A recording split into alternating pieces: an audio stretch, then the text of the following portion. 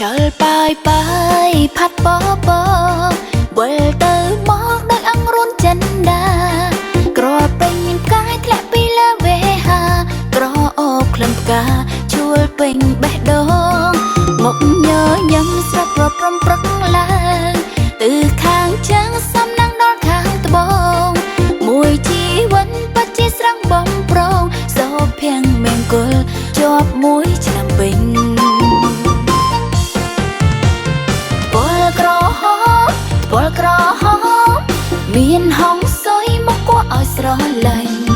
ឆ្នាំថ្មីចូលឆ្នាំចាប់ឡើងចេញ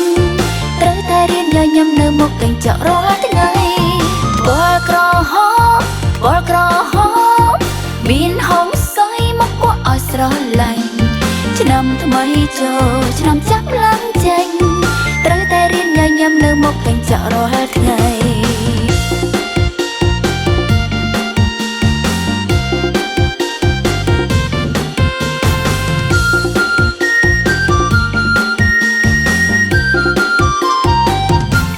ខ្យល់បាយផាត់បបវិលទៅមកដោយអង្រួនចិនដាក្រពេញមានផ្កាយធ្លាក់ពីលើវេហាក្រអូបក្លិនផ្កាជួលពេញបេះដូងមកញញឹមស្រស់ប្រព្រំព្រឹកឡើងtừខាងជើងសំណាងដល់ខាងត្បូងមួយជីវិតពិតជាស្រស់បំប្រងសោភៀងមង្គលជាប់មួយឆ្នាំពេញពលក្រហមមានហងសុយមកគួរឲ្យស្រឡាញ់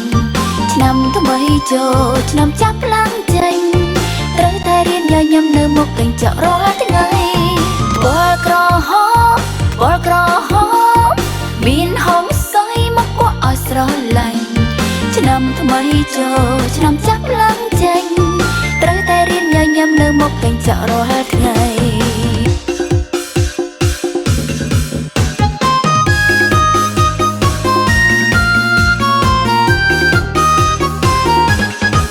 ពណ៌ក្រហមមកគួរឲ្យស្រឡាញ់ញញឹមចេញកាន់តែក្តីសង្ឃឹមពណ៌ក្រហមដូចជាគ្រាប់ផ្លែតតឹមត្រូវរៀនញញឹមឲ្យច្រើនលៀបការរាល់ថ្ងៃយកដៃខ្ទប់បេងដងពីចង់លោតចេញ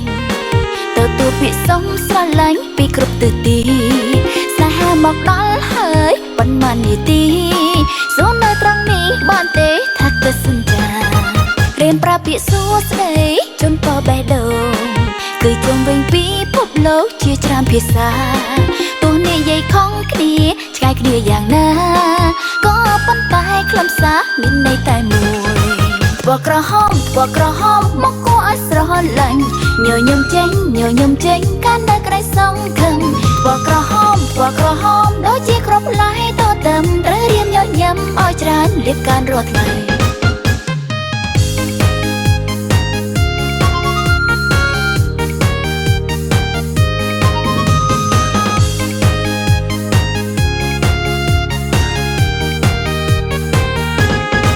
រៀនប្រើពាក្យសួស្ដីជូនពរបេះដូង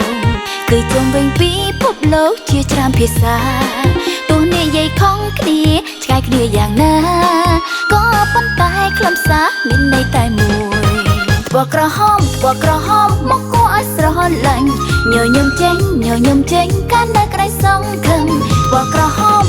ហមដូចជាគ្រាប់ផ្លែតតឹមត្រូវរៀនញញឹមឲ្យច្រើនលៀបការរាល់ថ្ងៃមុខមូលមានរាសីគួរឲ្យស្រឡាញ់